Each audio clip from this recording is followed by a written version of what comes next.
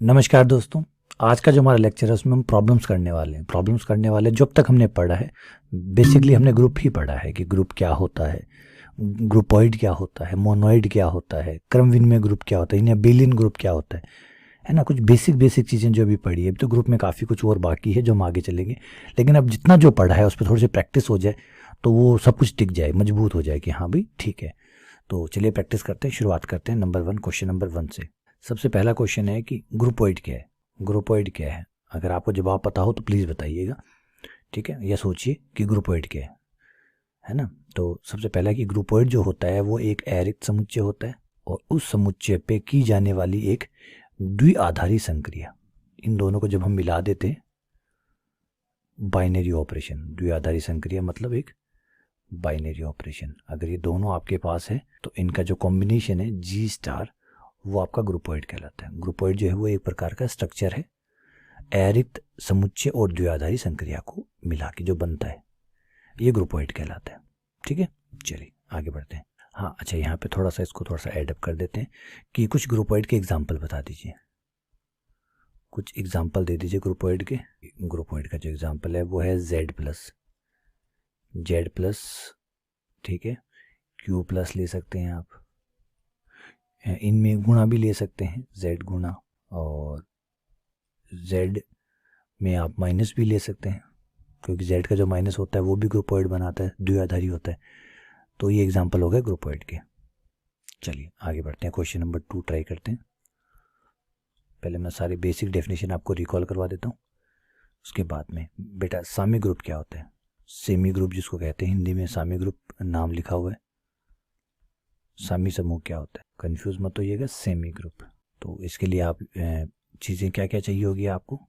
आप कहेंगे सर एक तो अरिक्त समुच्चय होना चाहिए, एक अरिक्त समुच्चय, अरिक्त मतलब वो समुच्चय जो खाली ना हो, जी नॉट इक्वल्स टू 5, और एक इसके ऊपर एक द्विआधारी यानी बाइनरी ऑपरेशन होना चाहिए, संवर्त संक्रिया होनी चाहिए, द्विआधारी संक्रिया हो, ठीक है। और तीसरा क्या हो, एसोसिएटिव की जो प्रॉपर्टी है वो भी इसके ऊपर शामिल हो। तो एसोसिएटिव प्रॉपर्टी क्या होती है, साचर्यता क्या होती है, साचर्यता होती है कि प्रत्येक ए बी सी के लिए, साथ में वो भी रिकॉल कराते जाइए, प्रत्येक ए बी सी के लिए ए संक्रिया बी संक्रिया सी करें तो ए बी को पहले करूं सी को बाद में करूं, या बी और सी को पहले करूं एक के साथ बाद में करूं, तो ये बराबर आना चाहिए। ये तीनों गुण जब मिल जाते हैं तो इस ग्रुप को आप सामी समूह कहते हैं। अगला क्वेश्चन, क्वेश्चन नंबर 3, मोनोइड क्या होता है। एक एग्जाम्पल दे दीजिए सामी ग्रुप का, एक एग्जाम्पल दे दीजिए जो ग्रुप सामी ग्रुप हो।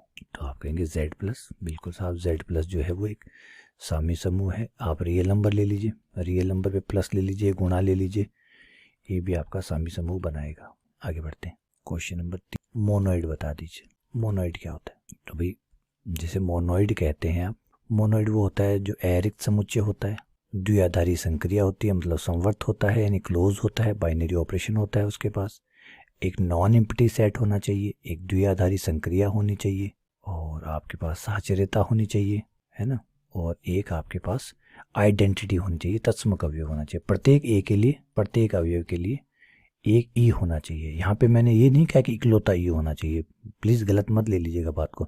मैंने कहा है कि हर ए के लिए, ए चाहे मैं कोई भी लूँ, कोई भी ग्रुप का अवयव लूँ, उस ग्रुप के अवयव के लिए एक तत्समक ग्रुप के पास होना चाहिए, मतलब वो जो समुच्चय है उसके पास होना चाहिए, तब हम कहते हैं तत्समक का अस्तित्व है ना।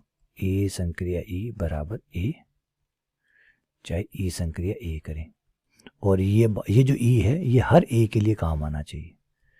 ऐसा ना हो कि इस ए के लिए काम कर रहा है, उस ए के लिए काम नहीं कर रहा, साथ ही ई जो है ये जी में होना चाहिए, तो आप कहते हैं तत्समक का अस्तित्व है। तो जब ये चारों चीज़ें आपके पास हो जाती है तो आपके पास मोनोइड बन जाता है।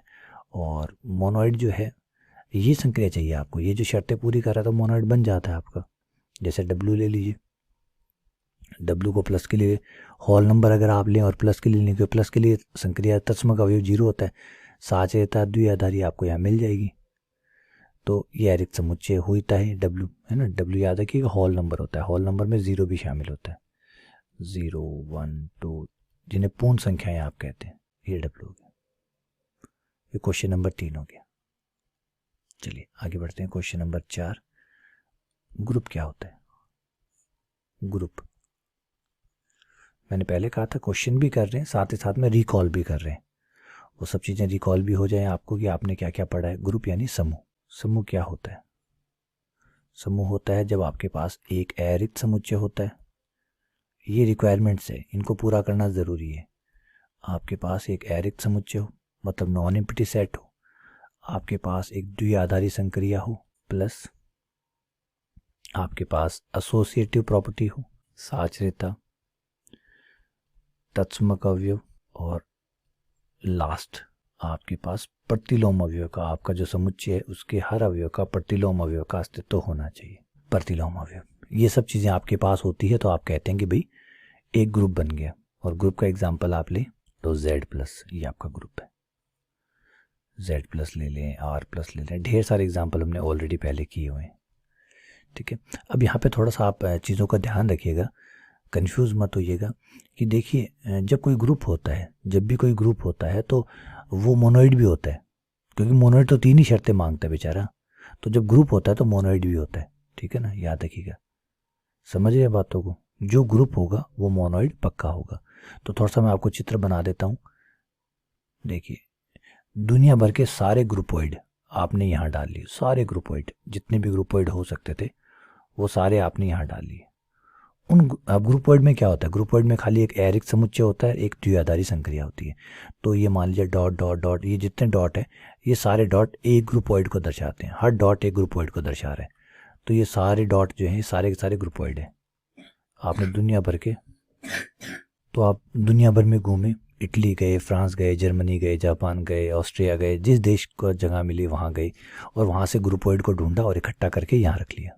सारे ग्रुपोइड आ गए। यहाँ पे हर डॉट अपने आप में एक ग्रुपोइड है। सही है।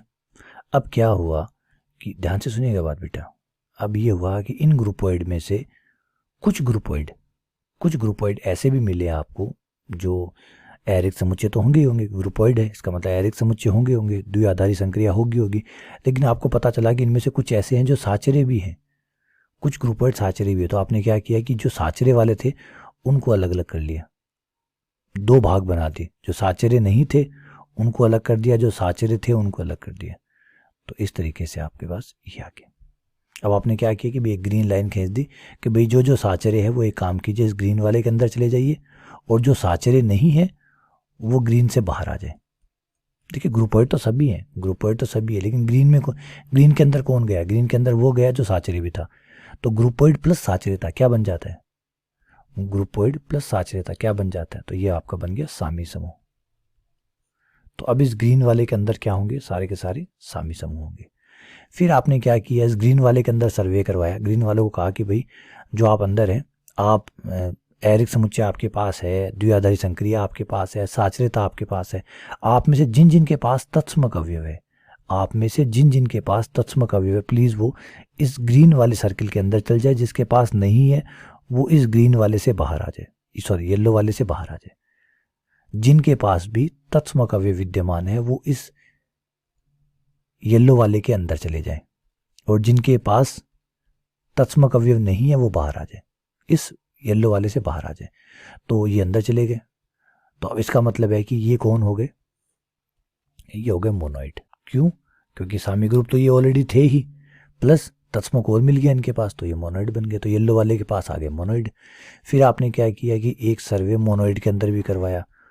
आप मोनोइड के अंदर गए और आपने मोनोइड को कहा कि भाई मोनोइड, तुम सब मोनोइड तो हो ही, अब तुम में से किन किन के पास प्रतिलोम अवयव विद्यमान है? जिन जिन के पास प्रतिलोम विद्यमान है वो इस रेड वाले सर्किल के अंदर पहुंच जाइए। इस रेड वाले सर्किल के अंदर वो चले जाइए जिनके पास प्रतिलोम अवयव विद्यमान है। मतलब अपने समुच्चय के प्रत्येक अवयव का प्रतिलोम खुद के पास विद्यमान हो, वो इस रेड वाले के अंदर चले जाएं। तो ये रेड वाले के अंदर चले गए। तो अब इनके पास मोनोइड तो ये थे ही थे, और प्रतिलोम और आ गया अब इनके पास। तो ये क्या बन गए? ग्रुप। तो इसका मतलब बेटा जब कोई ग्रुप होता है तो वो ग्रुप तो होता ही होता है, वो मोनोइड भी होता है, वो सामी भी होता है, वो ग्रुपोइड भी होता है। याद रखिएगा, है ना? समझ रहे बातों को? सपोज कीजिए जैसे मैं हूँ, मैं जयपुर में रहता हूँ, तो अगर मैं जयपुर का निवासी हूँ तो मैं राजस्थान का निवासी भी हूँ, क्योंकि जयपुर राजस्थान में आता है। तो अगर मैं जयपुर का निवासी हूँ तो मैं राजस्थान का निवासी भी हूँ, और मैं राजस्थान का निवासी हूँ तो मैं भारत का निवासी भी हूँ, और भारत का निवासी हूँ तो मैं विश्व का निवासी भी हूँ, क्योंकि भारत है वो विश्व में आता है। अगर मैं विश्व का निवासी हूँ तो मैं पृथ्वीवासी भी हूँ, क्योंकि जो विश्व है वो पृथ्वी पर आता है, और पृथ्वी निवासी हूँ तो मैं सौरमंडल का हिस्सा भी हूँ, क्योंकि मिल्की वे में सौर में हमारा जो सौरमंडल है उसमें पृथ्वी आती है, और सौरमंडल का निवासी हूँ तो मैं इस मिल्की वे का भी निवासी हूँ, क्योंकि मिल्की वे के अंदर ही आती है। तो बस यही बात चलता है। जब आप ग्रुप में हैं तो इसका मतलब आप मोनोइड भी है, आप सामी समूह भी है और आप ग्रुपोइड भी है। सेम ऐसे ही जब आप मोनोइड हैं तो आप सामी समूह भी हैं, ग्रुपोइड भी है। जब आप सामी समूह हैं तो आप सामी समूह तो है ही है प्लस ग्रुपोइड भी। तो अच्छी तरह से उम्मीद करता हूँ कि ये आपको समझ में आ गया होगा। चलिए आगे बढ़ते हैं। Question number 4, question number 5। अब कुछ ऑप्शन दिए हैं, आपको ये बताना है कि इन ऑप्शनों में से कौन सा समूहांक है। हिंदी का नाम बड़ा ही अजीब है, समूहांक। इंग्लिश का नाम थोड़ा सा अच्छा लगता है, ग्रुपोइड ज़्यादा अच्छा लगता है, ग्रुपोइड, है ना। हिंदी के नाम कई बार काफ़ी विचित्र चले जाते हैं, और ये ऐसा भी हो सकता है कि हम ज़्यादा शुद्ध हिंदी नहीं बोलते इसलिए थोड़े अजीब लगे हमें। तो चलिए इसके 4 ऑप्शन आपको देता हूँ। पहला ऑप्शन है जोड़ के सापेक्ष 3, 5 और 6, योग के सापेक्ष। क्या ये ग्रुपोइड है? यस या नो बताइए। तो भाई 3 और 5 का जोड़ आता है 8, यहाँ कहाँ 8 है? तो मेरा आंसर सीधा है नो, गलत नहीं है साहब। चलिए दूसरा ट्राई करते हैं। -2, -1, +1, +2। ठीक है साहब, इसको चेक करते हैं प्लस के लिए, यस या नो। तो -2 और -1 को जोड़ूंगा तो -3 आएगा। -3 यहाँ कहाँ है? नहीं है, तो जवाब है साहब नो। ठीक है, तीसरा लीजिए। नेचुरल नंबर प्लस के लिए, हाँ साहब नेचुरल नंबर प्लस के लिए होता है, यस। जवाब है, ग्रीन लाइट जला दीजिए, यस, हाँ जी है। क्योंकि नेचुरल नंबर में कोई भी नेचुरल नंबर को जोड़ते हैं तो वापस नेचुरल नंबर ही आते हैं, ये बात तो हम जानते हैं। अगर A and B are natural number, then sum of these 2 number is also a natural number. तो इनका सम भी एक नेचुरल नंबर ही होता है, ये बात सही है। अगले क्वेश्चन पे आते हैं। अब बताइए W प्लस क्या है? W प्लस क्या है? तो 1 बाय 1 एक एक करके चेक करते चले जाते हैं, शर्तें। सबसे पहले ये अरिक्त समुच्चय है, बिल्कुल साहब, अरिक्त समुच्चय ये है ना।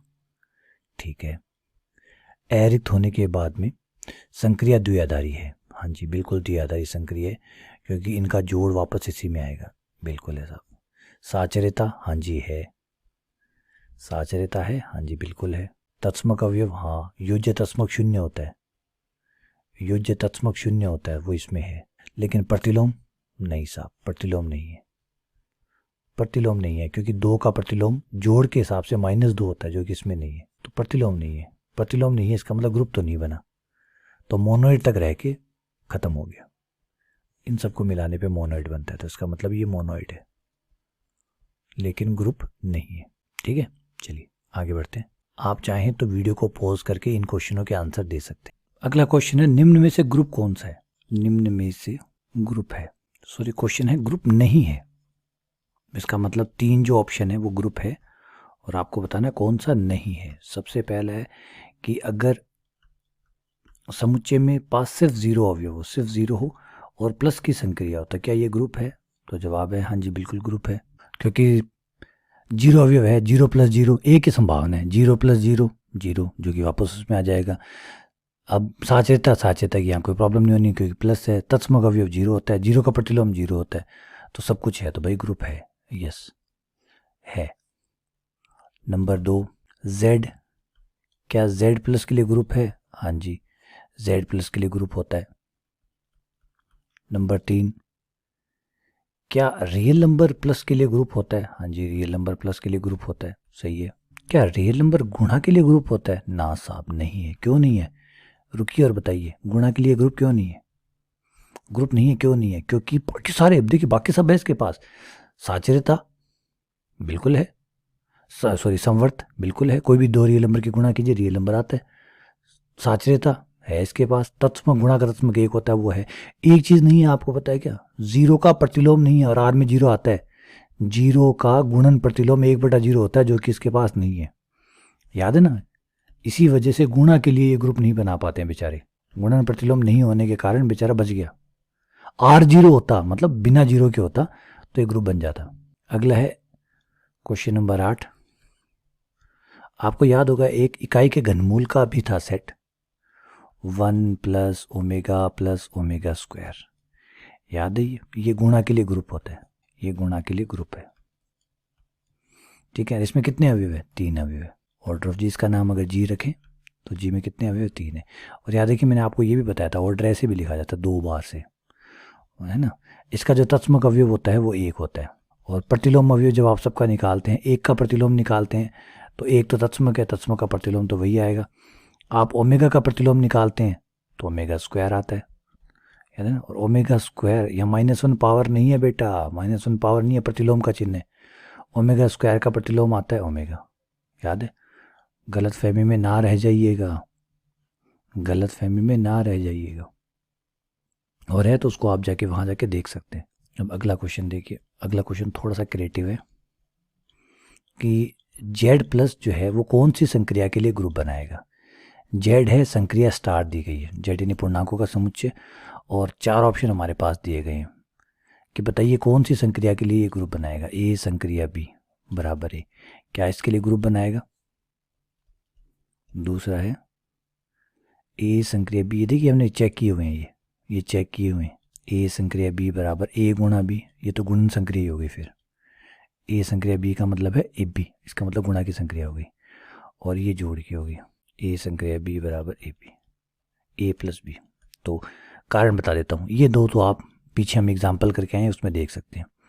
इन दोनों की प्रॉब्लम जो थी वो तत्समक के साथ थी, आपको याद होगा और आपने देखा होगा। तो इनकी प्रॉब्लम थी तत्समक के साथ। इनका एक साइड का तत्समक आता है और एक साइड का नहीं आता, है ना। तत्समक विद्यमान नहीं है, सीधी सीधा कारण तो ये है।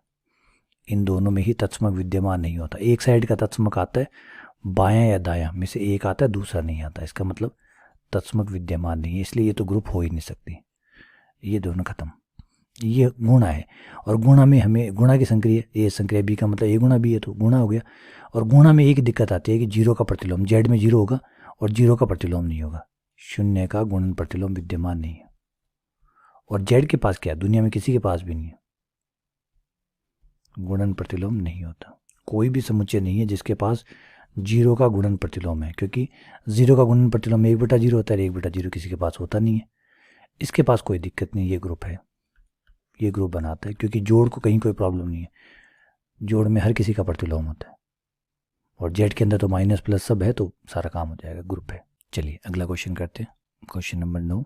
समुच्चय जो है वो Q+ है, मतलब परिमेय धनात्मक परिमेय संख्याओं का समुच्चय है, और संक्रिया है A संक्रिया B बराबर A+B - AB।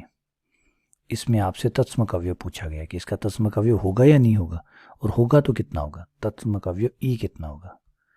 तो तत्समक अवयव की परिभाषा के अनुसार A संक्रिया E बराबर A, E संक्रिया A बराबर A संक्रिया E बराबर A। दोनों साइड से आप सॉल्व कीजिए और निकालिए। देखिए A को इधर भेज दिया, E कॉमन निकाल लिया, 1 - A में से गया 0।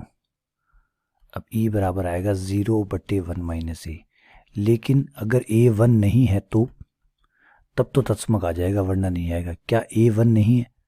क्या A 1 नहीं है? तो जवाब ऐसा 1 है, क्योंकि Q+ में 1 आता है, Q+ में 1 आता है। इसका मतलब 1 के लिए तत्समक अवयव विद्यमान नहीं है, 1 के लिए बेटा, क्योंकि A बराबर 1, क्योंकि जो तत्समक अवयव होता है वो सबके लिए होना चाहिए, सबके लिए। Q+ के हर अवयव के लिए तत्समक अवयव होना चाहिए। Q+ में 1 आता है, 1 जो है बेटा वो Q+ है, और Q1 के लिए E विद्यमान ही नहीं है, के लिए बाकी सबके लिए तो है, बाकी सबसे थोड़ी चलेगा, एक भी छूटा तो छूटा। इसके लिए देखिए E विद्यमान नहीं है, रख के चेक कर सकते हैं आप। एक के लिए निकालिए, एक के लिए निकालेंगे तो क्या हो जाएगा, 0/0 हो जाएगा, और E बराबर 0/0, 0/0 कुछ नहीं होता, तो इसका मतलब E विद्यमान नहीं है। एक अवयव के लिए विद्यमान नहीं है तो फिर नहीं है साहब। ऐसा नहीं हो सकता कि देखिए सर इतने सारे हैं बाकी सबके लिए, सिर्फ एक के लिए नहीं है। हमारे गणित में एक बहुत है, हमारे गणित में एक ही सब पे भारी पड़ता है। तो इस संक्रिया के लिए तत्समक विद्यमान नहीं है। अब आप कहीं सर इस साइड से निकाल लो, इस साइड से निकाल लो तो क्या फ़ायदा, यहाँ नहीं है ना। तत्समक दोनों साइड से होना चाहिए, सबके लिए होना चाहिए, बराबर आना चाहिए। तो यहाँ सबके लिए आया ही नहीं है, तो फिर दूसरी साइड से निकले ना निकले क्या फ़र्क पड़ता है। अगला क्वेश्चन, वीडियो को आप पॉज करके क्वेश्चन का जवाब खुद से दे सकते हैं। सबसे छोटा ग्रुप बताइए, सबसे छोटा ग्रुप, सबसे छोटा ग्रुप, सबसे छोटा ग्रुप होता है सिर्फ एक अवयव का, वो है तत्समक अवयव का, क्योंकि बिना तत्समक के तो ग्रुप बन ही नहीं सकता, और कम से कम एक अवयव लेना पड़ेगा, क्योंकि ग्रुप जो होता है वो ऐसा समुच्चय होता है जो अरिक्त होता है, तो एक अवयव तो लेना ही पड़ेगा। अब एक अवयव लेना पड़ेगा, लेना किसको पड़ेगा? तत्समक अवयव को, क्योंकि तत्समक अवयव के लिए बिना ग्रुप बनेगा नहीं, और कम से कम एक अवयव का बनेगा, तो वो एक कौन होगा? वो तत्समक अवयव होगा। तो ई संक्रिया ये सबसे छोटा ग्रुप होता है। अब ये मत पूछेगा सबसे बड़ा, सबसे बड़े का कोई अंत नहीं है, सबसे छोटे का अंत है, सबसे बड़े का कोई अंत नहीं है। क्वेश्चन नंबर 11, आर समुच्चय है और आपको ए संक्रिया बी बराबर आ जो है वो रियल नंबर का समुच्चय है, और आपको ए प्लस बी प्लस 1 ये आपका संक्रिया है। आपको बताना है कि तत्समक अवयव क्या होगा। इस संक्रिया के लिए ई कितना होगा? तत्समक की परिभाषा अनुसार ए ई बराबर ए और ई ए बराबर ए, तो ये आपका आ जाएगा ए प्लस ई प्लस 1 बराबर ए। एक साइड से इस साइड से ए प्लस 1, ए से ए कट गया, ई का मान आ गया -1। ठीक है भाई, इस साइड से आ गया, इस साइड से भी निकालिए, ए से ए कट गया, ई बराबर -1 आ गया, इस साइड से भी -1 आ रहा है, तो बहुत बढ़िया, दोनों साइड से सेम आ रहा है, तो ये काम तो सही है। अब -1 विद्यमान है, हाँ जी -1 विद्यमान है, क्योंकि रियल नंबर में सारे नंबर होते हैं, तो इसका मतलब विद्यमान है, और तत्समक है, इसका मतलब तत्समक आएगा -1। अगला क्वेश्चन, क्वेश्चन नंबर 12। अब मुझे ये बताइए, किसी ग्रुप में तत्समक अवयव की कोटि क्या होती है? ग्रुप जी में तत्समक अवयव की कोटि कितनी होती है? तत्समक अवयव की कोटि कितनी होती है? तत्समक अवयव की कोटि कितनी होती है? तो आपको याद होगा कि तत्समक अवयव जो होता है उसकी कोटि 1 होती है, और सिर्फ तत्समक ही अवयव एकमात्र अवयव होता है जिसकी कोटि 1 होती है। इसके अलावा किसी भी अवयव की कोटि 1 नहीं हो सकती। ग्रुप में मात्र और मात्र एक ही अवयव ऐसा होता है जिसकी कोटि 1 होती है, बाकी सबकी कोटि 1 से ज़्यादा होती है। अच्छा, यहाँ पे एक सवाल और आया, क्वेश्चन नंबर 12 में डाल देते हैं, अगले क्वेश्चन नंबर 13 में डाल देते हैं। क्या किसी अवयव की कोटि अनंत हो सकती है? क्या किसी ग्रुप में किसी अवयव की, ग्रुप की बात हो रही है, किसी अवयव की कोटि अनंत हो सकती है? हाँ जी साहब, बिल्कुल हो सकती है, अनंत हो सकती है। देखिए, परिमित ग्रुप में तो हो नहीं सकता। यहाँ पे क्वेश्चन को पहले ठीक कर देता हूँ। ग्रुप के किसी अवयव की कोटि अनंत हो सकती है, तो पहली बात तो देखिए परिमित ग्रुप में ऐसा नहीं हो सकता, तो जवाब यस या नो दोनों ही है। सबसे पहला जवाब है नो। नो कब है? परिमित ग्रुप में ऐसा नहीं हो सकता, परिमित ग्रुप में ऐसा नहीं हो सकता। अगर ग्रुप परिमित है तो ऐसा नहीं हो सकता। क्यों नहीं हो सकता भाई? मना क्यों कर रहे हो? आधार बताइए, क्यों मना कर रहे हो आप? क्या आधार है आपके पास कि नहीं हो सकता? उसका आधार है हमारी परमें, जो कहती है कि परिमित ग्रुप में किसी भी अवयव की कोटि ग्रुप की कोटि से छोटी या बराबर होती है। तो अगर ग्रुप ही परिमित है, परिमित होने का मतलब ग्रुप में 50, 500 या 5000 अवयव है या 5 लाख अवयव है, तो अवयव की कोटि उससे ऊपर नहीं जा सकती, तो अनंत कैसे हो सकती है? तो जवाब है नो। नो कब? जब आपका ग्रुप फाइनाइट है। तो फाइनाइट ग्रुप में किसी भी अवयव की कोटि इनफाइनाइट नहीं हो सकती। हाँ, इसका जवाब यस भी है। यस कब है? जब इनफाइनाइट ग्रुप है। अपरिमित ग्रुप में ऐसा हो सकता है, अपरिमित ग्रुप में ऐसा हो सकता है, ग्रुप में संभव है।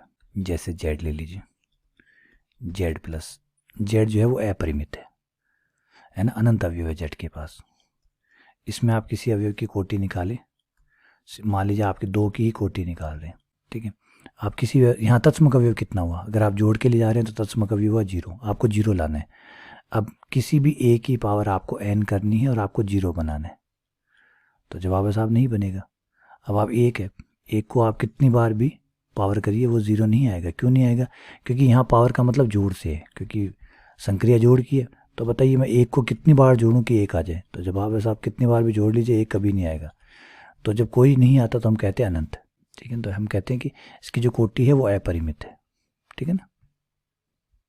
तो अगर आपका जो समुच्चय है, जो ग्रुप है वो अनंत है, अपरिमित ग्रुप है, तो फिर इसकी कोटि जो है वो अनंत हो सकती है। लेकिन परिमित ग्रुप में ऐसा नहीं हो सकता। चलिए आगे बढ़ते हैं। अगला क्वेश्चन, यही 1 ये समुच्चय है, ये गुणा है, और आपको याद होगा कि ये ग्रुप बनाते हैं।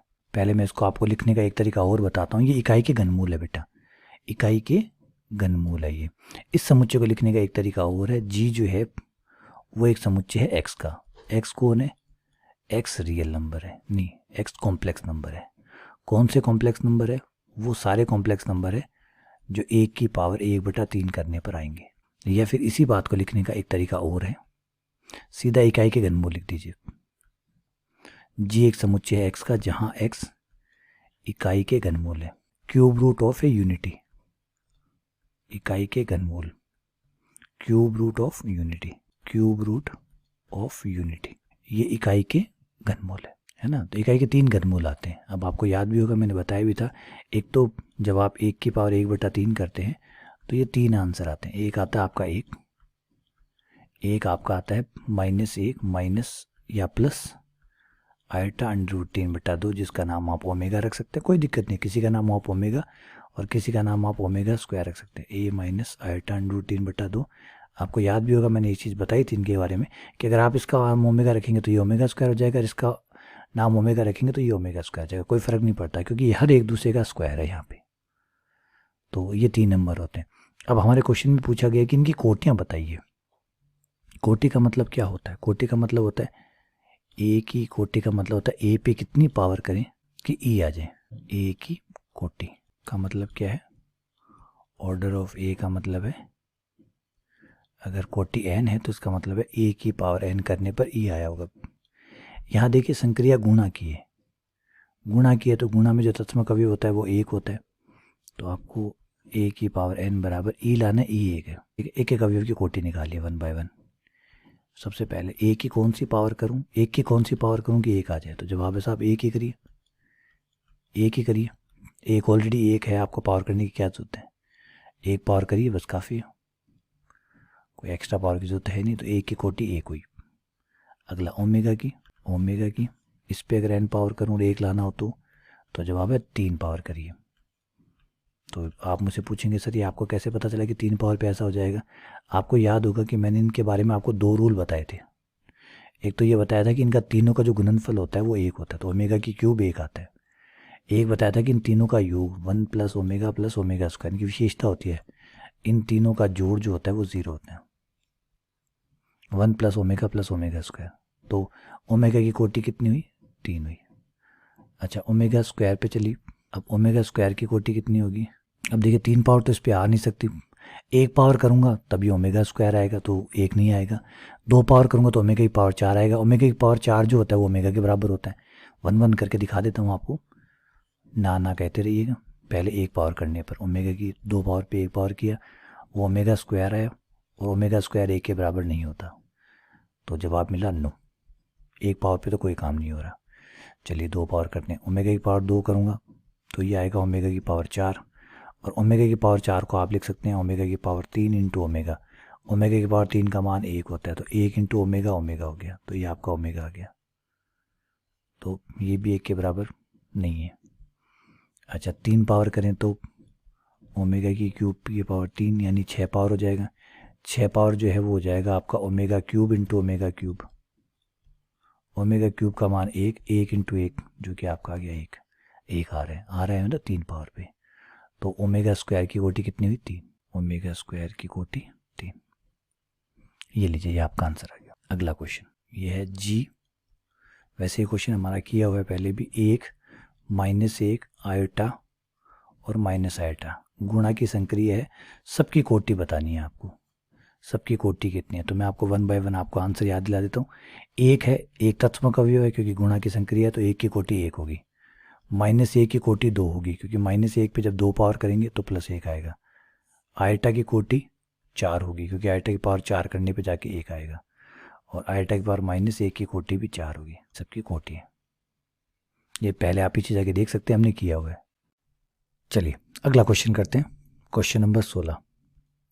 देखिए ग्रुप थ्योरी उतनी गहरी जा सकती है जितना आप सोच भी नहीं सकते। सच बात है, ये झूठ नहीं बोल रहा। ग्रुप थ्योरी इतना गहरी जा सकती है, इतनी गहरी जा सकती है कि आप कल्पना तक नहीं कर सकते। अगर आपने मतलब हो सकता है आप शुरुआत ही कर रहे हो ग्रुप थ्योरी की, आप शुरुआती लर्नर हो तो अभी तो आप इसको नहीं समझ सकते। इतना मतलब आप अगर हम एमएससी की है तो आपने एमएससी में एमएससी के अंदर भी ये बुक चलते हैं। सिर्फ एमएससी तक नहीं चलती, एमएससी के बाद में भी इसका स्टैंडर्ड दिन प्रतिदिन और आगे चलता ही रहता है।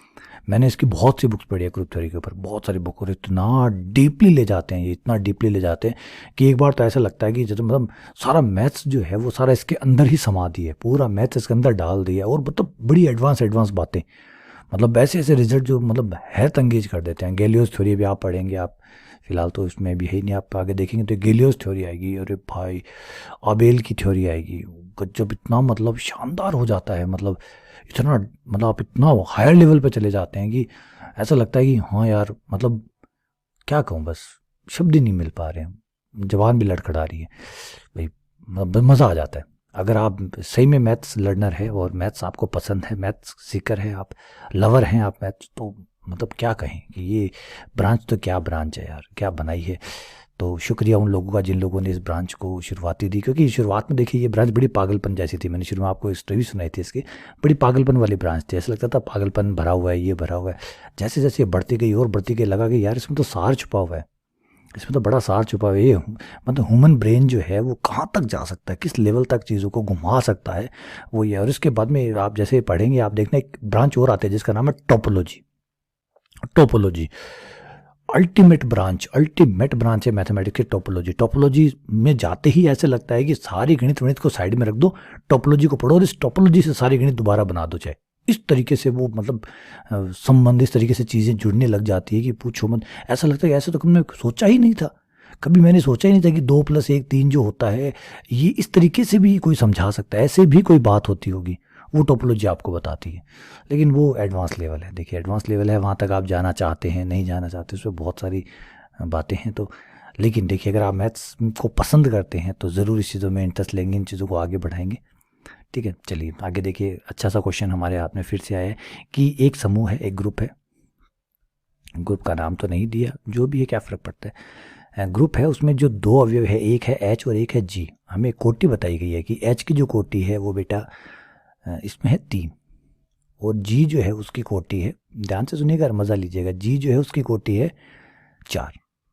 ठीक है, और क्वेश्चन ने पूछा है कि भाई बताइए, कोटि बताइए, वो भी जी इनवर्स एच जी की, जी इनवर्स एच जी की कोटि बनाइए। जी इनवर्स एच जी जो है उसकी कोटि आप बताइए कितनी आएगी। ठीक है, आइए देखते हैं, मज़ा लेते हैं। बड़ा प्यारा सवाल है, बहुत अच्छा सवाल है, पहली बार एक अच्छा सवाल मिला। वैसे भी अच्छे सवालों के लिए हम तो तरसते रहते हैं। हमारा एक रिजल्ट है जो लास्ट मैंने आपको बताए थे ग्रुप थ्योरी के अंदर, लास्ट लेक्चर्स में बताएं कि अगर आप ए और बी को संक्रिया करा के ए बी का ऑर्डर निकालिए चाहे बी ए का ऑर्डर निकालिए, ऑर्डर के हिसाब से बराबर है। ये नहीं कि मैं कह रहा हूँ कि ए बी और बी ए बराबर है, देखिए ए बी बी ए बराबर हो नहीं हो, वो तो क्रम विनिमयता पर निर्भर करता है। अगर क्रम विनिमय होगी तो होगी, वरना नहीं होंगे। लेकिन ऑर्डर के हिसाब से आप ए बी का ऑर्डर निकालिए चाहे बी ए का ऑर्डर निकालिए, ऑर्डर के हिसाब से दोनों बराबर है। मैं यहाँ ये नहीं कह रहा हूँ बेटा कि ए बी और बी ए बराबर है, ना, ऑर्डर के हिसाब से दोनों बराबर है, ऑर्डर के हिसाब से दोनों बराबर है। जैसे गधा और घोड़ा पैरों के हिसाब से बराबर है, 4 पैर उसके हैं 4 पैर उसके हैं, समझ रहे बातों को। तो इसका मतलब ये नहीं कि गधा घोड़ा बराबर है, पैरों के हिसाब से दोनों बराबर है। ठीक है, तो यहाँ पे यही सिद्धांत है, यही जो रूल है, ये मैं यहाँ पे काम में लूँ और देखिए मजा लीजिए भाई। इसको ए नाम दे देता हूँ, इन दोनों भाइयों को मिला के बी नाम दे देता हूँ कि भैया तू तो ए है और तू भैया बी है। तो मेरे इस रूल के अनुसार जी इनवर्स एच जी का ऑर्डर बराबर होगा, एच जी आगे आ जाएगा और जी इनवर्स पीछे चला जाएगा, चला गया, जी इनवर्स पीछे चला गया। अब क्या हुआ, अब ये हुआ कि भाई एच जी और जी इनवर्स संक्रिया करके तत्समक बना लेंगे, क्योंकि जब भी कोई अवयव अपने प्रतिलोम से संक्रिया करता है तो वो क्या बनाता है ये। अब आप कहेंगे सर आपको पता कैसे चला, जी इनवर्स लिखा हुआ है, जी इनवर्स का मतलब क्या है, जी का प्रतिलोम। तो जब भी कोई अवयव अपने प्रतिलोम से संक्रिया करेगा तो क्या बनाएगा, तत्समक, ये बन गया। और ई जो है वो तत्समक अवयव है, तत्समक अवयव किसी से भी संक्रिया कर ले, वो क्या बनाता है, वही अवयव बनाता है जो था। तो क्या हो गया, एच। तो ये ऑर्डर ऑफ एच के बराबर है, ऑर्डर ऑफ एच जो है वो 3 के बराबर है, दिया हुआ है, तो ये 3 आ गया। आया मजा, अच्छा सवाल है नहीं। चलिए आगे बढ़ते हैं, अब थोड़े से क्वेश्चन मज़ेदार आने वाले हैं, मज़ा आएगा। क्वेश्चन नंबर 16 और क्वेश्चन नंबर 17। अगला क्वेश्चन कहता है कि भाई एक अनआबेली ग्रुप की कोटि क्या होती है, न्यूनतम से न्यूनतम। अनआबेली, अभी आधा इंग्लिश हिंदी मिक्स कर दिया गया, बकवास कर रहे हैं, पता नहीं क्या किए। ऐसे ही कहना चाहिए था अक्रमविन में, अभी हिंदी इंग्लिश से हिंदी करते हैं ना तो यही प्रॉब्लम आती है, अक्रमविन में। और एक्चुअली देखिए कॉलेज की जो बुक्स है, सही मायने में आप हिंदी मीडियम से हो चाहे इंग्लिश मीडियम से हो, देखिए इंग्लिश जो कॉलेज की बुक्स है वो हिंदी मीडियम के लिए नहीं बनी, क्योंकि इनके हिंदी में नाम है ही नहीं, ज़बरदस्ती इनको हिंदी में कन्वर्ट किया जाता है, जो मुश्किल हो जाता है। या तो आपका मीडियम वो लगातार ही हिंदी हो, यानी किताबें भी आपकी हिंदी में, सब कुछ हिंदी में। जैसे रशिया, रशिया अपनी सारी चीज़ों को रशिया भाषा में रखता है, चाइना हर चीज़ को चाइना की भाषा में रखता है। या तो आप वैसा कीजिए, मिक्स मत कीजिए। अब यही होते, दुर्गति होती है, फिर मिक्स होता है। आबेली, आबेली को अनाबेली। अब अनाबेली कौन सा होता है? अब बताइए अनाबेली, ये हिंदी का नाम को, इंग्लिश के नाम को एज इट इज़ हिंदी में लिख रहे हैं। देखिए अनाबेली, बताइए क्यों ज़रूरी है हमें ऐसे हिंदी बनाना? इसको हिंदी में बता देते अक्रमविन्मय ग्रुप। तो अक्रमविन्मय ग्रुप की न्यूनतम कोटि क्या होगी? कम से कम सबसे छोटा अगर अक्रमविन्मय ग्रुप बने तो उसकी कोटि क्या होगी? न्यूनतम कोटि क्या होगी? मतलब सबसे छोटा अक्रमविन्मय ग्रुप, नॉन अबेलियन ग्रुप कौन सा बनेगा? याद है मैंने बताया था कि 5 ऑर्डर तक सबकी सब, चाहे आप कैसा ही बनाइए, और आज तक बने हैं, आने वाले सदियों तक जितने भी 5 या 5 से कम ऑर्डर के जितने भी ग्रुप बनेंगे, सबके सब अबेलियन होंगे, क्रमविन्मय होंगे। सिर्फ 6 पे जाके सबसे पहला हमें मिलता है, जहाँ पे ये चैन टूटती है कि 6 पे जाके तो सबसे पहला होता है 6 का, 6 कोटि का सबसे छोटा ग्रुप ही, 6 कोटि का सबसे छोटा ग्रुप नॉन अबेलियन होता है। और एग्जाम्पल मैंने आपको बताया था S3। अगर आपको अक्रमविन्मय ग्रुप चाहिए तो कम से कम उसकी कोटि कितनी होती है? 6। 6 से पहले कोई भी ग्रुप आपको नॉन अबेलियन यानी अक्रमविन्मय नहीं मिलेगा। चलिए आगे बढ़ते हैं, आगे दीजिए, आगे और मजा आएगा। अगला क्वेश्चन भी बहुत प्यारा है, एक्चुअली ये क्वेश्चन स्लेट में आया हुआ है। Question number 18।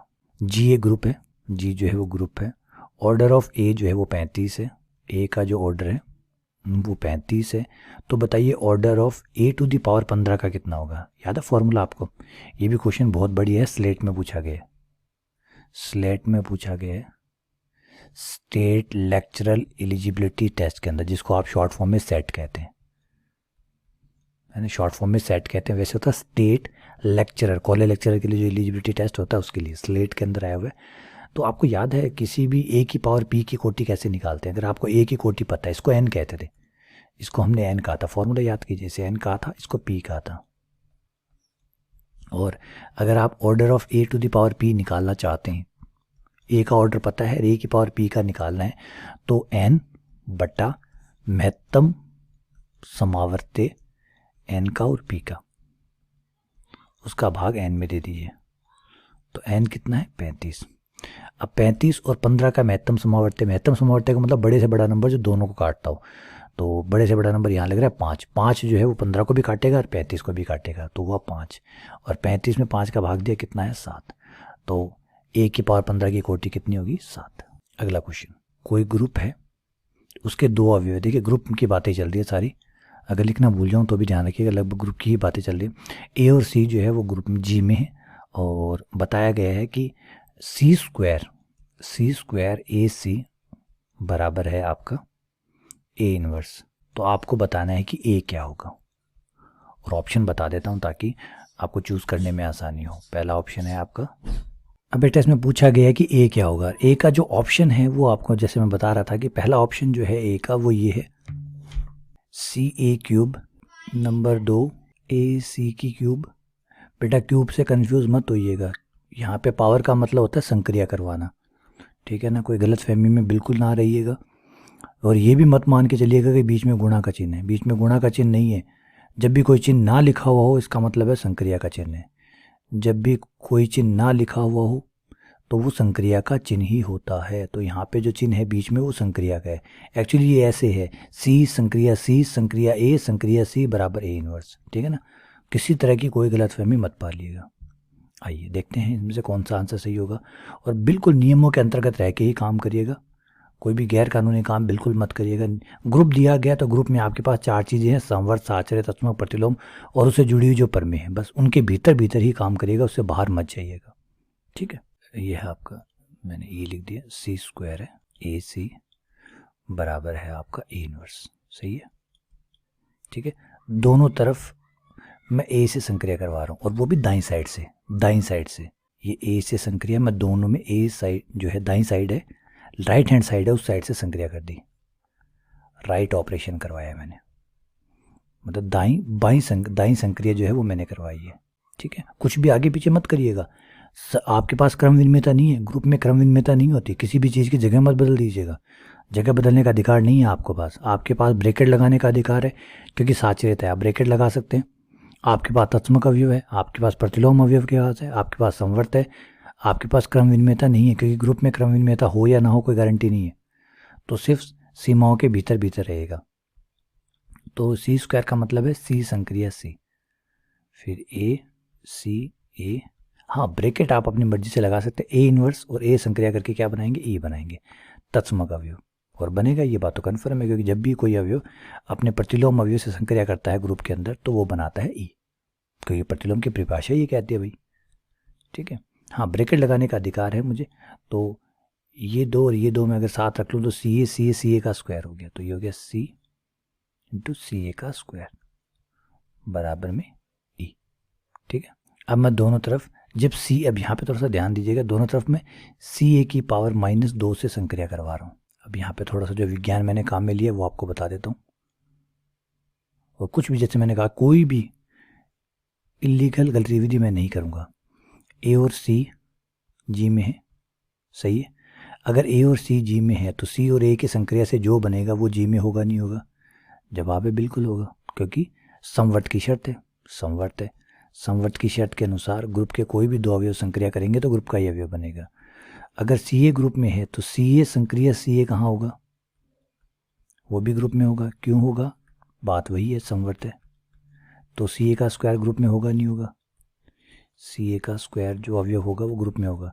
अगर सी ए का स्क्वायर ग्रुप में है तो इसका जो प्रतिलोम अवयव है सी ए की पावर -2 वो भी जी में होगा नहीं होगा, जवाब है होगा, क्यों होगा, क्योंकि प्रतिलोम का अस्तित्व है। और अगर सी ए की पावर -2 अवयव जी में है तो मैं दोनों साइड अगर सी ए की पावर -2 से संक्रिया करवाता हूँ तो करवा सकता हूँ, क्यों, क्योंकि संवर्त है। तो याद है कि किसी भी चीज़ के पीछे कारण होना चाहिए, तभी पता चलता है कि वो सही है या गलत है। अगर आपके पास किसी चीज़ का कारण नहीं है इसका मतलब निश्चित तौर पर वो गलत है। सी से सी की पावर 2, सी की पावर -2 कैंसिल, सी के ये ई बन जाएगा तत्समक अवयव, क्योंकि जब भी किसी अवयव अपने प्रतिलोम से संक्रिया करता है तो ई बनाता है, ये ई बन गया। और तत्समक अवयव से कोई भी संक्रिया करता है तो उसमें कोई फर्क नहीं पड़ता तत्समक अवयव की परिभाषा अनुसार। ठीक है, ये ई से संक्रिया करने पर कोई फर्क नहीं पड़ेगा, ये सी आ गया, सी आपको मिल गया सी ए की पावर -2, इक्वेशन नंबर 1 नाम दे दीजिए। चलिए वापस आते हैं पुनः, अब इस बार कुछ और तरीका अपनाते हैं इसको। हमें ए का मान निकालना था, मान निकल गया सी का, इसका मतलब है कुछ और करना पड़ेगा अभी। सी स्क्वायर ए सी बराबर हमें दिया है ए इनवर्स हमें दिया गया है। ठीक है, अब हम दोनों तरफ जो है वो ए से संक्रिया करवा लेते हैं, सी स्क्वायर ए सी, ए से संक्रिया करवाइए, कोई इशू नहीं है। देखिए इसमें आप कोई मना नहीं कर सकते कि मैं ए से संक्रिया नहीं कर सकता, मैं ए से संक्रिया कर सकता हूँ, है ना, क्योंकि संवर्त है, ग्रुप में संवर्त होता है इसलिए कर सकता हूँ, किया। अब यहाँ पे सी स्क्वायर है तो इसको सी ए, और ये तो आप कहेंगे सर ये तो आप पहले भी कर चुके, अब दोबारा क्यों कर रहे हो, बात तो भैया आपकी सही है। अगर आप कह रहे हो कि सर ये तो आप पहले भी कर चुके, दोबारा क्यों कर रहे हो, बिल्कुल सही बात है, दोबारा क्यों कर रहा हूँ भाई, वापस वहीं पहुँचना थोड़ी है, कुछ नई जगह जाना है, क्योंकि ए का मान चाहिए तो मिटा दीजिए, गलत किया तो ऐसे तो ये नहीं निकलेगा, नहीं निकलेगा तो और ट्राई कीजिए, दूसरा तरीका अपनाइए। ए यहाँ से अलग करने की कोशिश करते हैं, पहले हम क्या करते हैं सी भैया को उधर भेज देते हैं, सी इनवर्स से दोनों तरफ संक्रिया कराने पर करवा सकते हैं, बिल्कुल करवा सकते हैं। क्यों करवा सकते हैं, कारण बताइए, कारण बताइए, दोनों तरफ सी इनवर्स से संक्रिया क्यों करा सकता हूँ, क्योंकि सी जी का अवयव है, क्योंकि सी जो है वो जी का अवयव है, अगर सी जी का अवयव है तो सी का इनवर्स जो होगा वो भी जी का अवयव होगा। प्रतिलोम की परिभाषा के अनुसार ग्रुप के पास हर अवयव का प्रतिलोम होता है, और वो अवयव ग्रुप का होगा तो संक्रिया करा सकते हैं क्योंकि संवर्त है। सी इनवर्स संक्रिया करके ई बना लेंगे, ई बन गया ए इनवर्स सी इनवर्स, इसको आप लिख सकते हैं सी ए का इनवर्स। ये कौन सी है, ये परमेय है, परमेय है जो कहती है कि ए बी का इनवर्स, याद होगा ए बी का इनवर्स बराबर होता है बी का इनवर्स ए का इनवर्स, तो ए ई होगा, क्योंकि ई तो तत्समक अवयव है, तत्समक अवयव किसी से संक्रिया करके उसका कुछ नहीं बिगाड़ता। दोनों तरफ सी की पावर -2 से संक्रिया करने पर, अब फिर से लॉजिक बताने की जरूरत नहीं है कि सी की पावर -2 हमारे पास होगा, बिल्कुल होगा सब, सी की पावर -2 हमारे पास होगा जो कि है, क्यों, क्योंकि सी हमारे पास है तो सी स्क्वायर भी हमारे पास होगा, क्योंकि सी स्क्वायर का मतलब क्या है, सी की सी से संक्रिया, तो सी अगर ग्रुप का अवयव है तो सी अगर अपने आप से संक्रिया करे, अपने आप से क्यों, किसी से भी करे ग्रुप में आएगा, तो सी स्क्वायर ग्रुप में आएगा, सी स्क्वायर ग्रुप में आएगा तो सी स्क्वायर का जो इन्वर्स होगा सी की पावर -2 वो भी जी में होगा, और संवर्त है इसलिए संक्रिया करवा सकता हूँ, तो सी स्क्वायर सी की पावर -2 ये दोनों ई बना लेंगे, ये ई बन गया, ये आपका सी की पावर -2 को आप लिख लीजिए सी स्क्वायर का इन्वर्स, कोई दिक्कत नहीं है, लिख सकते हैं। हाँ जी बिल्कुल लिख सकते हैं, है ना, लिख सकते हैं ना। कैसे लिख सकते हैं? अब आपको सर ऐसे कैसे लिख सकते हो आप? बिल्कुल लिख सकते हैं बेटा। ये देखो ए बी इन्वर्स है, ए बी इन्वर्स बराबर क्या होता है? बी इन्वर्स ए इन्वर्स, है ना। देखिए कारण बिना, तो मैं कह रहा हूँ बिना कारण के तो हर बात ही गलत है। ए बी दोनों की जगह अगर सी लें तो क्या होगा? अंदर आएगा सी सी का इन्वर्स, इस तरफ आएगा सी इन्वर्स सी इन्वर्स, ये आ जाएगा सी स्क्वायर का इन्वर्स, बराबर आ जाएगा ये सी इन्वर्स, तो सी इन्वर्स का स्क्वायर हो गया। तो इसका मतलब सी स्क्वायर का इन्वर्स और सी इन्वर्स का स्क्वायर एक ही बात होता है, इसलिए मैंने ये लिख लिया। अब ऐसा क्यों लिखा वो देखिए, सी स्क्वायर का मान है मेरे पास, सी स्क्वायर का मान ये रहा ऊपर समीकरण नंबर 1 से, सी का मान है मेरे पास, सी का मान मैं ये रख दूं। ये आपको याद होगा एक नियम कि किसी के प्रतिलोम का प्रतिलोम, अगर आप 2 बार प्रतिलोम करते हैं तो आप वापस ए मिल जाता है, तो ये ए मिल गया, प्रतिलोम का प्रतिलोम ए मिल गया और स्क्वायर आ जाएगा। और यहाँ पे मैं कुछ खा गया हूँ शायद, सी का ये 2 पावर जो थी वो भी खा गया मैं। सी का मान मैंने रखा था ये जो था सी का मान रखा था सी की पावर -2, फिर इसके ऊपर 2 पावर और थी भैया, वो मैं खा गया हूँ।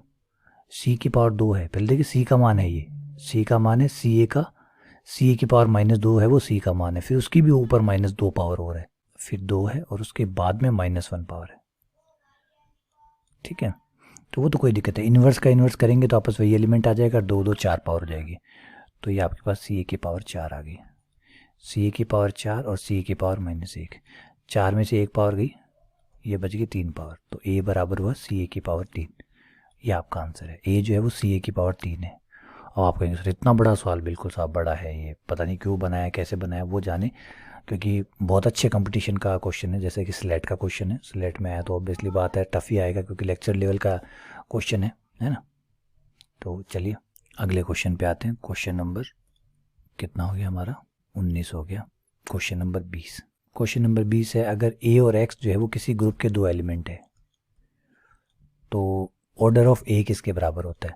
ग्रुप में किसी भी अवयव का ऑर्डर जो होता है वो एक और एलिमेंट होता है एक्स इनवर्स ए एक्स, उसके बराबर होता है। अब यहाँ पे मैंने एक वर्ड थोड़ा सा ठीक कर दूंगा, मैंने कहा एक और एलिमेंट, एक नहीं ऐसे बहुत सारे एलिमेंट हो सकता है ऐसा एक ही हो, और हो सकता है कि एक्स इनवर्स ए एक्स कराने के बाद ए बन जाए। अब एब्स्ट्रैक्ट अलजेब्रा इसीलिए एब्स्ट्रैक्ट है, क्या हो रहा होता है ये आपको समझ में नहीं आता, कुछ नियम आप जरूर जानते हैं, है ना। एक चीज़ है मैंने आप शुरू में बताया था कि कॉलेज में एक लड़का है जो कि गोरा है और 6 फुट का है। अब बताइए आपको पता लगा वो कौन है कौन नहीं पता लगा। तो एब्स्ट्रैक्ट अलजेब्रा में कुछ ऐसा होता है, काफ़ी एब्स्ट्रैक्ट चीज़ें चल रही होती है। अब एक्स इनवर्स ए एक्स हम क्या करेंगे, ये ऑल एक्स के लिए सही है, ग्रुप के कोई भी जाइए कोई भी एक्स लीजिए, उस एक्स से जो बने एक्स इनवर्स आगे रखिए, ए को बीच में रखिए, एक्स को पीछे रखिए, संक्रिया करवाइए, जो बने वो सारे अवयव लेते जाइए, उन सारे अवयव की कोटि ए की कोटि के बराबर है। अब हो सकता है, देखिए रिपीट कर रहा हूँ, हो सकता है ऐसा भी कि ये जो एलिमेंट है ये कुछ और नहीं बल्कि ए ही वापस बन जाए, या हो सकता है ये ऐसे सैकड़ों एलिमेंट बना ले अलग अलग, तो कुछ भी हो सकता है एब्स्ट्रैक्ट अलजेब्रा में। आप श्योर होकर नहीं बोल सकते, क्योंकि आपके पास श्योर क्यों नहीं बोल पाए, क्योंकि आपके पास खुद नियम नहीं पता, और एक्स्ट्रा जानकारी चाहिए। एक्स्ट्रा जानकारी होगी तो मैं और भी बता सकता हूँ, लेकिन एक्स्ट्रा जानकारी न होने के कारण बस जितनी जानकारी थी उससे ये पता चला कि ए की कोटि और ए को अगर एक्स इनवर्स और एक्स से संक्रिया करा के कोई एलिमेंट बनेगा, उनकी कोटियां भी ए की कोटि के बराबर होगी। अब ये कितने होंगे कितने नहीं होंगे कौन कौन होंगे ये नहीं पता, ठीक है ना। तो क्वेश्चन में यही पूछा गया ए की कोटि किसके बराबर है, 4 ऑप्शन दिए गए तो उसमें से ये बात सही है। अगला क्वेश्चन, क्यू प्लस में परिमेय संख्या धनात्मक परिमेय संख्याओं का समुच्चय है, संक्रिया ये है ए संक्रिया बी बराबर ए बी बटा 2। क्वेश्चन पूछा गया कि इस संक्रिया के लिए तत्समक अवयव बताइए। जो तत्समक अवयव है वो आपको बताना है कि तत्समक अवयव क्या होगा। तो भाई तत्समक अवयव निकालने की जो प्रक्रिया है पहले वो दोहराते हैं। ए संक्रिया ई बराबर ए संक्रिया ए, ई बराबर ए, ई बराबर ए से ए कट गया, ये 2 आ गया। आप ए से ए काट सकते हैं, क्यों काट सकते हैं, क्योंकि ए 0 नहीं है, 0 होता तो दिक्कत हो जाती, ए 0 नहीं है। क्यों 0 नहीं है, क्योंकि ए क्यू प्लस से लिया गया, क्यू प्लस में 0 नहीं होता, बाल बच गए। अगर क्यू प्लस नहीं होकर खाली क्यू होता तो तत्समक अवयव विद्यमान ही नहीं होता, क्योंकि वो बाकी सब के लिए तो होता लेकिन 0 के लिए नहीं होता, 0 के लिए नहीं होता तो फिर एक भी अवयव के लिए नहीं है तो फिर नहीं है। बाल बच गए भाई, दोनों साइड से 2 आ रहे हैं। यहाँ पे भी ए से ए काटा है, और काट तभी पाता हूँ जब 0 नहीं होता, और 2 जो है वो हमारे पास है,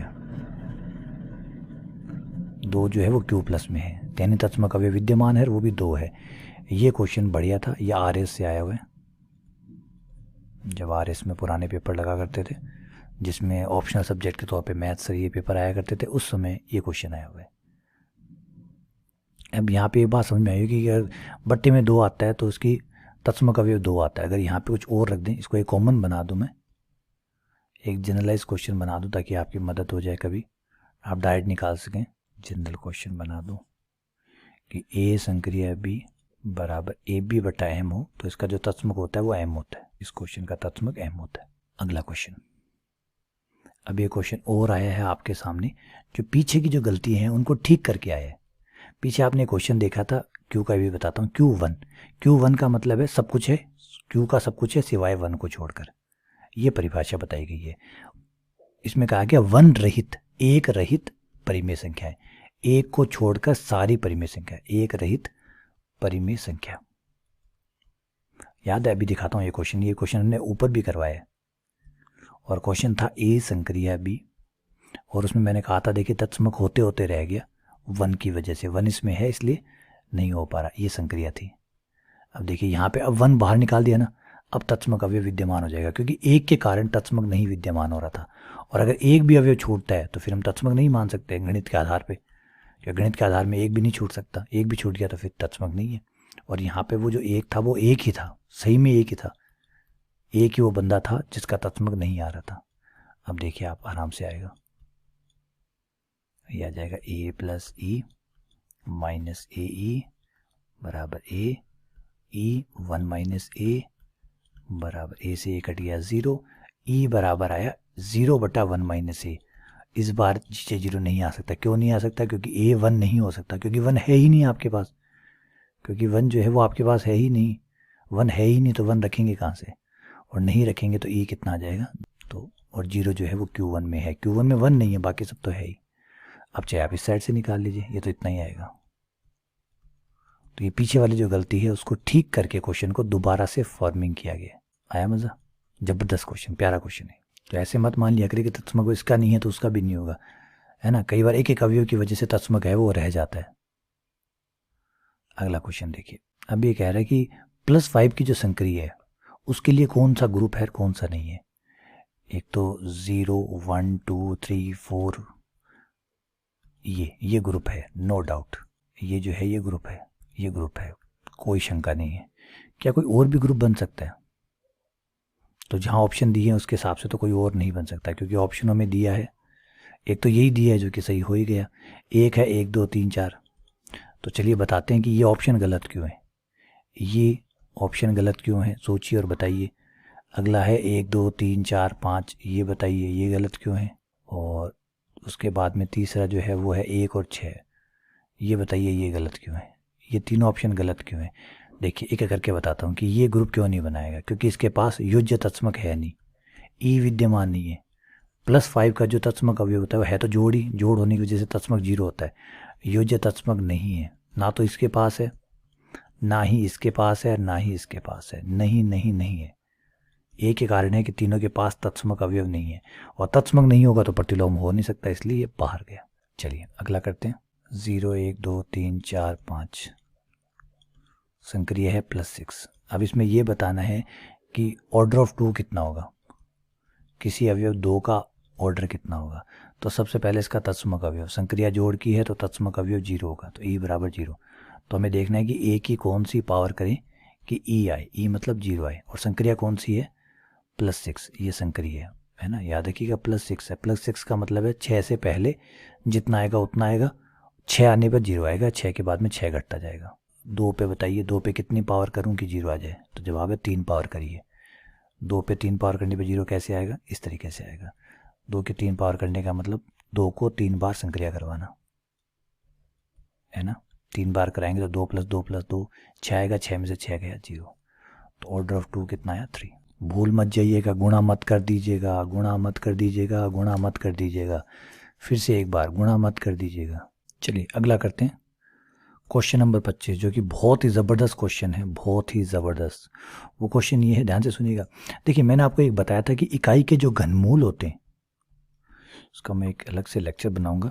इकाई के घनमूल, घनमूल शब्द का मतलब होता है 1/3 पावर, क्यूब रूट। जब आप 1 की पावर 1/3 करते हैं तो 3 आंसर आते हैं इससे। एक आंसर आता है आपका एक आंसर आता है आपका ओमेगा, है ना, जो कि बराबर होता है -1 प्लस आयटा अंडर रूट 3/2। देख लीजिएगा कहीं मैं अगर आयटा वायटा लगाना भूल गया हूँ तो ठीक कर लीजिएगा please. Minus iota under root 3/2। शायद मुझे लगता है कहीं ना कहीं मैं ऊपर भूला हूँ आयटा लगाना, तो मुझे अजीब सा लग रहा है। इसका मतलब हो सकता है मैंने कहीं भूल की हो, तो प्लीज़ जहाँ भी मैंने गलती की हो उसको एक बार चेक करके ठीक कर लीजिएगा। जैसे इकाई के घनमूल होते हैं बेटा, इन घनमूलों के साथ ही आपको अगर आप 4 मूल निकालेंगे तो 4 भी निकलेंगे, 5 निकालेंगे तो 5 भी निकलेंगे, आप जितने चाहे उतने निकाल सकते हैं। क्वेश्चन नंबर 25 कहता है कि इकाई के अगर हम 9वें मूल 9 मूल निकालें, मतलब 1/9 करें, तो उसके 1/9 मूल जो आएंगे, पहले एक मूल तो एक आएगा कन्फर्म, दूसरे मूल का नाम अगर आप अल्फ़ा रखते हैं, तीसरे मूल का नाम अल्फ़ा स्क्वायर रखते हैं, फिर आप अल्फ़ा क्यूब रख सकते हैं, जैसे ये जैसे होते हैं ऐसे डैश डैश, फिर अल्फ़ा की पावर 4, अल्फ़ा की पावर 5, फिर अल्फ़ा की पावर 6, फिर अल्फ़ा की पावर 7, अल्फ़ा की पावर 7 और फिर अल्फ़ा की पावर 8। ये 8 मूल, ये 9 मूल हो जाएंगे टोटल। अगर इसके आंसर निकालें तो टोटल 9 आंसर आएंगे। एक तो 1 आएगा, एक alpha, alpha square, alpha cube. अब आप पूछेंगे सर ये अल्फ़ा कौन है, तो रुक जाइए थोड़ा सा वेट करिए, मैं अभी आपको बताता हूँ कि अल्फ़ा क्या है। अल्फ़ा बराबर है e की पावर आयटा 2π/9, 2π/9, ये है आपका अल्फ़ा। तो अल्फ़ा स्क्वायर कितना हो जाएगा, तो आयटा 2π9 का स्क्वायर कर दीजिए तो 4π/9 हो जाएगा। अल्फ़ा क्यूब हो जाएगा 6π/9, 4 हो जाएगा 8π/9 है, डैश डैश आप कोई भी निकाल सकते हैं। अब ये जो 9 मूल हैं, ठीक है, इन 9 मूलों में यहाँ पे एक खासियत है, इसकी जो ऑर्डर ऑफ ग्रुप है वो है 9। ऑर्डर ऑफ द ग्रुप जो है वो 9 है, क्योंकि 9 एलिमेंट है तो 9 अवयव है, ठीक है। अब हमसे ये पूछा जाए कि किसी अवयव की जो कोटि है 9 कोटि किसकी होगी, 9 कोटि किसकी होगी, तो ऑब्वियसली बात है कि भाई तत्समक अवयव की कोटि तो 9 नहीं हो सकती, क्योंकि तत्समक अवयव की कोटि तो 1 होती है, 1 है वो तत्समक है, तो तत्समक अवयव की कोटि तो 1 होती है, तो 1 इसकी कोटि तो 9 नहीं हो सकती। अब हमें देखना है कि किसकी कोटि 9 होगी, किसकी कोटि 9 होगी, तो साहब अल्फ़ा की कोटि 9 होगी। सबसे पहली बात तो सबसे पहले है कि अल्फ़ा की कोटि 9 होगी, क्योंकि अल्फ़ा की कोटि 9 क्यों होगी, अल्फ़ा की कोटि 9 क्यों होगी, उसका जवाब देता हूँ कि अल्फ़ा की पावर 9 करके देखिए। जैसे आप अल्फ़ा की पावर 9 करेंगे, अल्फ़ा कौन है, e की पावर आयटा 2π/9 की पावर 9 करेंगे आप, 9 से 9 कट जाएगा, ये आ जाएगा e की पावर आयटा 2π, e की पावर आयटा 2π हो जाएगा आपका cos 2π plus iota sine 2π। cos 2π का मान 1, साइन 2π का मान 0, तो ये आपका आ गया 1 प्लस आयटा इंटू 0, जो कि आपका आ गया 1। तत्समक आ गया, कोटि कितनी हुई 9, इसकी कोटि 9 है। अब आप बताइए अल्फ़ा की कोटि आपके पास है, ऑर्डर ऑफ ग्रुप आपके पास है, तो अल्फ़ा स्क्वायर किसी भी पावर के लिए कोटि कैसे निकालते हैं, अल्फ़ा की पावर p की कोटि कैसे निकलेंगी, ऑर्डर ऑफ g, याद कीजिए ऑर्डर ऑफ g बटा महत्तम समावर्त्य p और n का, और ये n कौन है, ऑर्डर ऑफ द ग्रुप। अब लेकिन मुझे क्वेश्चन में पूछा गया, क्वेश्चन सुनिए, क्वेश्चन कह रहा है कि वो अवयव बताइए जिनकी कोटियां 9 है, उन अवयवों की संख्या बताइए, उन अवयवों की संख्या बताइए, संख्या जिनकी कोटि 9 है। इसमें गिन के बताइए वो कौन कौन से अवयव है, या उन अवयव की संख्या कितनी है जिनकी कोटि 9 है। अब आप बताइए कोटि 9 होने का मतलब जो ग्रुप है उतना ही आना चाहिए, ये तभी आएगा जब महत्तम समावर्त्य 1 आएगा, और महत्तम समावर्त्य 1 आएगा तभी ये कोटि 9 आ पाएगी। अगर p और n मतलब अल्फ़ा की जो पावर है और जो n है उनका महत्तम समावर्त्य 1 आया, तो ऑर्डर ऑफ अल्फ़ा की पावर p बराबर आ जाएगा order of g, order of g 9 के बराबर है, तो इसका मतलब अल्फ़ा की पावर p की कोटि 9 आ जाएगी। 9 तब आएगी जब p और n 1 होगा। तो कौन कौन से एलिमेंट है जिसके लिए p, n तो आपके फिक्स हो गया, n तो आपका 9 है, n जो है वो तो आपका 9 है। Order of the group, order of the group ये आपका n है, तो n तो आपका ऑलरेडी 9 है। अब आपको सिर्फ n सेट करना है, तो देखिए कौन कौन से n है। पहले n बराबर 1 लेते हैं, अगर n बराबर 1 लेता हूँ तो महत्तम समावर्त्य p तो 9 है, सॉरी यहाँ p1 ले रहा हूँ पहले, p जो है वो अल्फ़ा की पावर है, अल्फ़ा की पावर को मैं बारी बारी से चेंज करूँगा, p बराबर 1 लेने पर, तो ये p जो है वो 1 हो गया और n 9 है ही, 1 और 9 का लघुत्तम 1 आता है, महत्तम समावर्त्य 1 और 9 का महत्तम समावर्त्य 1 आता है, तो ये सही है। फिर p बराबर 2 ट्राई करेंगे। p बराबर 2 लें, जिन जिनका महत्तम समावर्त्य 1 आएगा, जिन जिनका महत्तम समावर्त्य 1 आएगा उनका उस अल्फ़ा की पावर p का ऑर्डर और g का ऑर्डर बराबर होगा। और यही हम चाहते हैं, 9 चाहते हैं हम, ऑर्डर 9 चाहते हैं। 9 किन किन का आएगा, तो 2 और 9 का महत्तम समावर्त्य आएगा 1, ये भी सही है। 3 रखने पर 3 और 9 का महत्तम समावर्त्य आएगा 3, जो कि नहीं है, 1 चाहिए।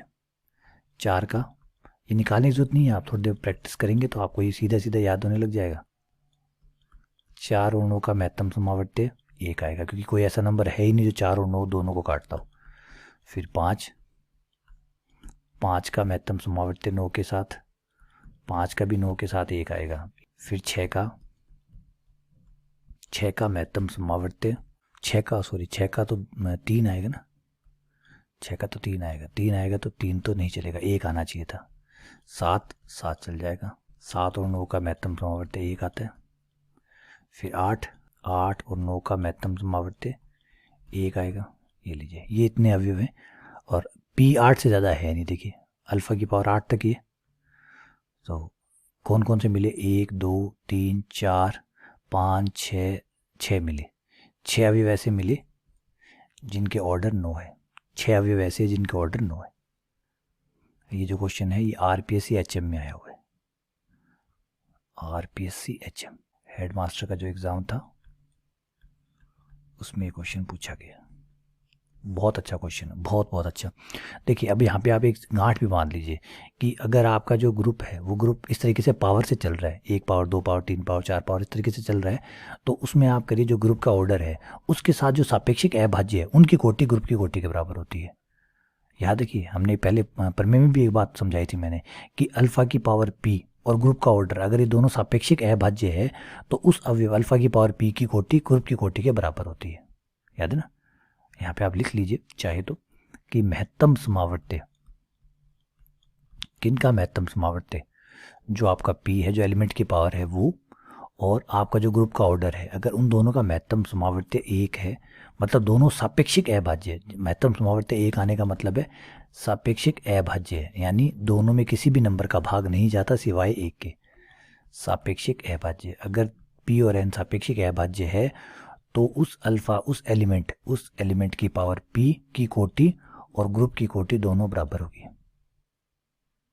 तो यहाँ हमें पता चल गया कि 6 एलिमेंट ऐसे हैं जिनकी कोटियाँ 9 है। तो मैंने कहा था ना, अच्छा क्वेश्चन है, ज़बरदस्त क्वेश्चन पूछा गया। चलिए आगे बढ़ते हैं, क्वेश्चन नंबर 39 पे आते हैं। 39 तो कहाँ से आ गया, ये है 26 पे। 26 कहता है कि ये अलग अलग सेट है, आपको बताना है कि कौन सी संक्रिया द्विआधारी है या द्विचर संक्रिया। द्विचर भी बोलते हैं इसको, बाइनरी भी, द्विआधारी भी बोलते हैं और क्लोज भी बोलते हैं। आपको बताना है कि नीचे दिया गया समुच्चय, नीचे दी गई संक्रिया कौन सी द्विआधारी है। पहला ऑप्शन समुच्चय है जिसमें है 1 2 3 6 और 18, और संक्रिया है A संक्रिया B बराबर है AB, यानी गुणा की संक्रिया। दूसरा ऑप्शन है आपका S जो है वो जो प्राकृत संख्या नेचुरल नंबर के बराबर नहीं, पूर्ण संख्याओं के बराबर है, ये मतलब पूर्णांकों के बराबर है।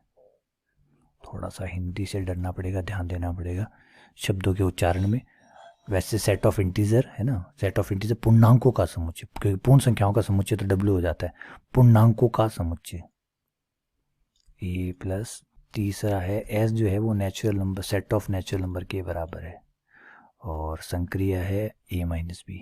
वैसे ये क्वेश्चन काफ़ी लोअर दर्जे का आया एकदम, क्योंकि जो ऑप्शन है आप उसमें देखेंगे कि ऐसा क्वेश्चन ये RPSC हेडमास्टर में आया हुआ है। एक ऊपर वाला क्वेश्चन था वो भी RPSC हेडमास्टर में आया था, 1 माइनस 2 3 2 माइनस 4, और संक्रिया है A संक्रिया B बराबर मोड A।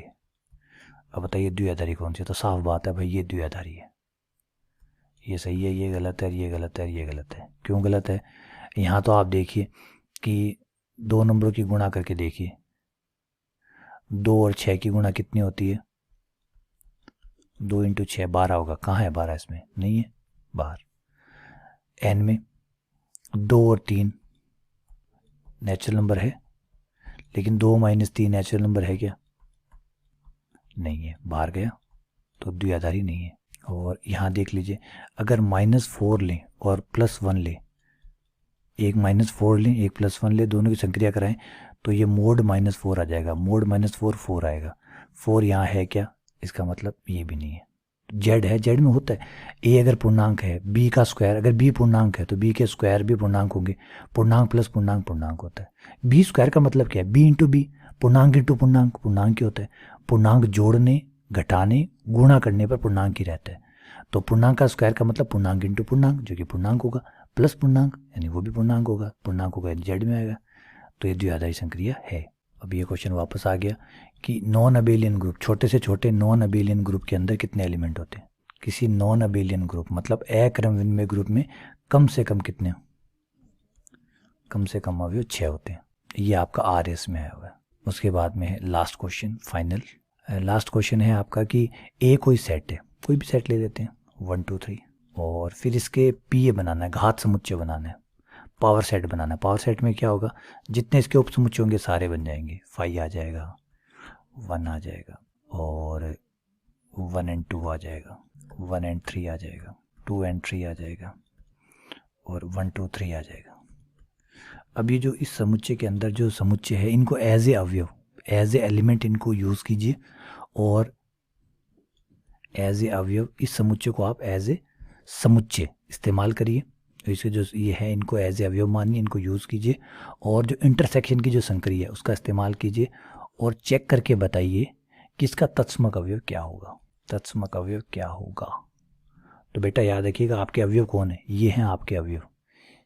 मैं आपको गोल करके दिखा देता हूँ। ये है आपका अवयव 1 2, ये आपके एज ए अवयव है। ये जो समुच्चय है तो वैसे समुच्चय सारे, लेकिन आपके लिए ये अवयव का काम करेंगे।